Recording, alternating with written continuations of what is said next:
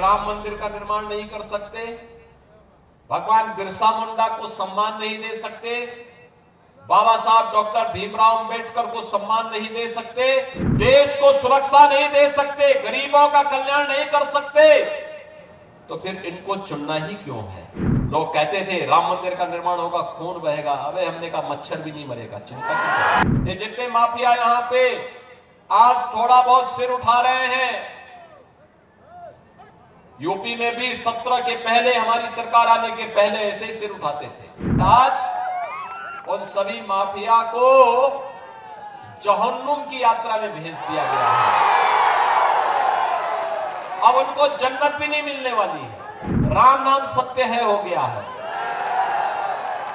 UP में तो एक ही नारा है, बेटी की सुरक्षा पे अगर किसी ने सेंध लगाई तो फिर मान के चलो कि अगले चौराहे पर यमराज उसका इंतजार कर रहा है।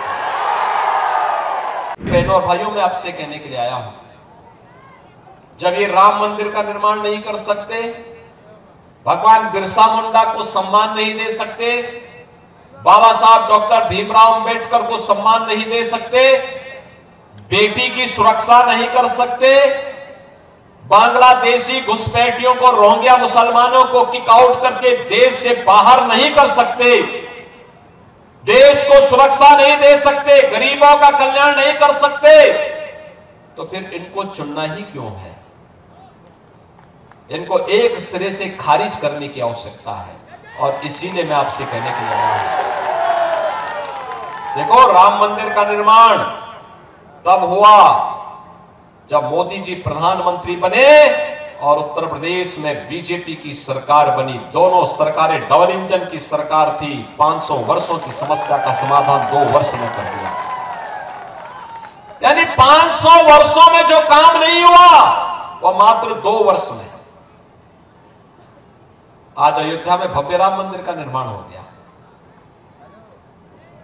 लोग कहते थे राम मंदिर का निर्माण होगा, खून बहेगा। अबे हमने कहा मच्छर भी नहीं मरेगा, चिंता क्यों?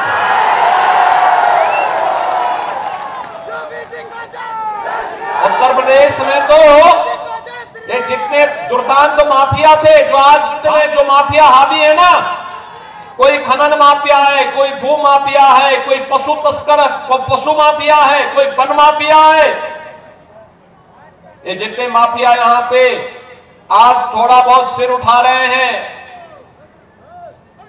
यूपी में भी 17 के पहले, हमारी सरकार आने के पहले ऐसे ही सिर उठाते थे। और आज उन सभी माफिया को जहन्नुम की यात्रा में भेज दिया गया है। अब उनको जन्नत भी नहीं मिलने वाली है। राम नाम सत्य है हो गया है।